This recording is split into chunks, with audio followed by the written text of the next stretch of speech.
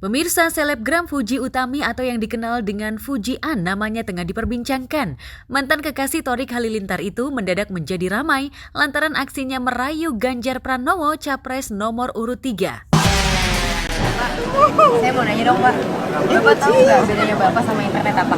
Apa tuh? Kalau internet itu 4G, kalau Bapak itu 4Me.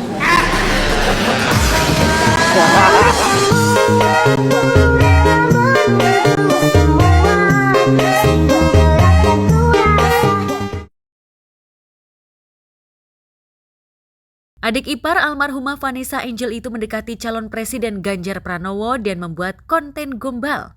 Bapak, saya mau nanya dong Pak. Bapak tahu nggak bedanya Bapak sama internet apa? Apa tuh? Kalau internet itu 4G, kalau Bapak itu 4Me. Ungkap Fuji malu-malu. Salfok tiba-tiba ada Fuji bareng Pak Ganjar. Bapak, saya mau nanya dong Pak, Bapak tahu nggak bedanya Bapak sama internet apa? Apa tuh? Kalau internet itu 4G, kalau Bapak itu 4Me.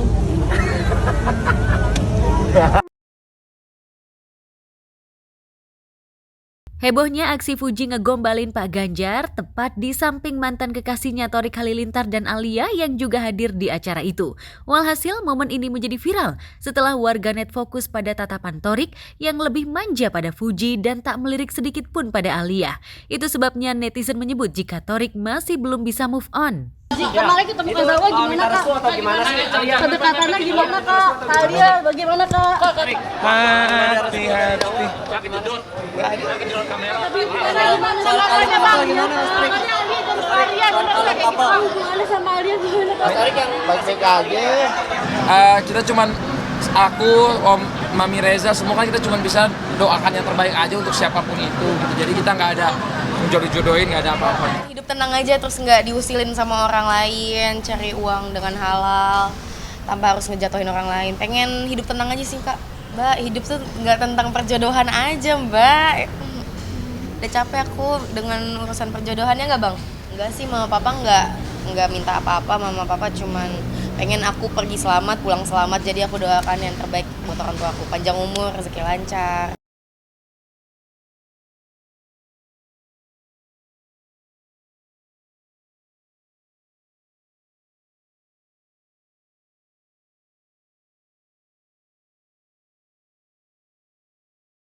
Aksi Fujian yang semakin terlihat merapat pada Ganjar Pranowo, capres yang berpasangan dengan Mahfud MD itu. Bukan hanya hadir dalam sejumlah acara, selebgram berusia 21 tahun itu bahkan berani menggombali calon presiden yang semakin merakyat menuai komentar dari ayahnya Haji Faisal. Fuji nih, tanggapan Pak Haji seperti apa? Udah tahu belum tentang pemerintahan itu? Saya sih nggak begitu tahu saya. Cuman dari komentar-komentar netizen aja saya saya baca itu aja sih. Nggak begitu paham saya. Nggak begitu mengetahui saya. Itu aja. Disinggung soal Thorik yang masih terlihat belum move on, Haji Faisal tersenyum sebelum akhirnya menjawabnya dengan bijak. Cocok dan kurang pas untuk dijodoh-jodohkan itu kan. Jadi sebaiknya si Fuji ataupun siapapun ya kurang tepat untuk dijodoh-jodohkan itu. Karena kadang-kadang orang ada yang nilainya positif, ada yang menilai negatif. Tentu hal itu akan membebani pihak-pihak yang dijodoh-jodohkan. Nah jadi daripada membuat mereka beban pikiran, lebih baik tidak usah dijodoh-jodohkan, kita lihat aja perkembangan ke depannya bagaimana. Kalau saya sih seperti itu. Kehidupan cintanya terutama. Ya, saya sih kalau soal kehidupan anak saya masa depannya, kalau soal percintaan saya nggak masuk ke situ ya. Itu biarlah aja lah mereka, biarlah aja lah dia ya mencari penyesuaian dengan teman, dengan sahabat, dengan seseorang. Ya kita hanya tinggal mengarahkan, kini kita menyampaikan. Kalau rasanya kurang baik untuk dia, ya kita sampaikan. Kalau baik buat dia, ya kita support. Gitu aja sih. Ya kalau harapan saya semoga dia menemukan yang sesuai dengan harapan dia pasangannya. Ya kalau memang ya kalian ingin dia berburu-buru banget berpasangan, padahal anak saya nggak berburu-buru banget sih. Saya kami selaku keluarga tidak mendesak dia agar punya pasangan, tidak ya. Jadi berjalan aja lah sebagaimana mestinya. berjalan sebagaimana mestinya. Ya seperti ya kita biarin aja lah, seperti air mengalir. Nah, malah saya ini terus terang saja kalau bisa anak saya ini ya selesaikanlah pendidikannya, harapan saya sebenarnya. Tapi kan terlalu banyak yang mau menjodoh-jodohkan, ya saya mau berkata apa juga. Itu bukan kabar, itu udah sering saya tekankan kepada dia, dan dia sendiri pun juga sudah beberapa kali ingin melanjutkan pendidikan, tapi mungkin karena kesibukan atau hal lain mungkin belumlah sempat. Tapi insya Allah mudah-mudahan kalau dia punya kesempatan dia akan melanjutkan pendidikan.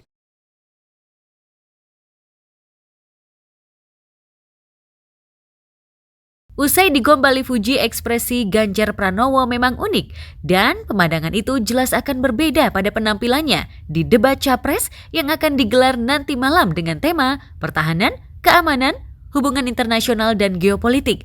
Sejumlah artis yang juga politisi mengungkapkan jika Ganjar Pranowo terlihat lebih siap berhadapan dengan dua capres lainnya. Pak Ganjar itu saya kenal sebagai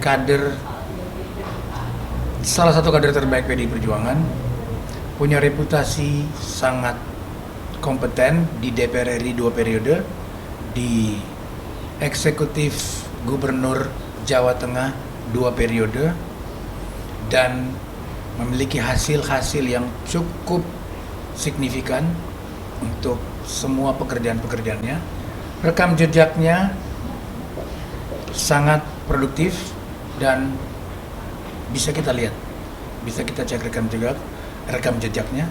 Dari debat pertama, keduanya sportif, tidak menyerang, tetap pada prinsip-prinsip, karena kedua-duanya adalah dosen, jadi tahu intelektual mana yang harus dipilih, narasi mana yang harus dipakai, diksi-diksi apa yang harus dia pakai, dan itu semua menurut banyak ibu-ibu mereka menyukai. Banyak kita patokan emak-emak sama ibu-ibu. Kalau mama ibu-ibu suka, aman. Selain kepribadian dan pengalaman, para artis ini mengaku jika Ganjar Pranowo lebih unggul dalam hal fakta.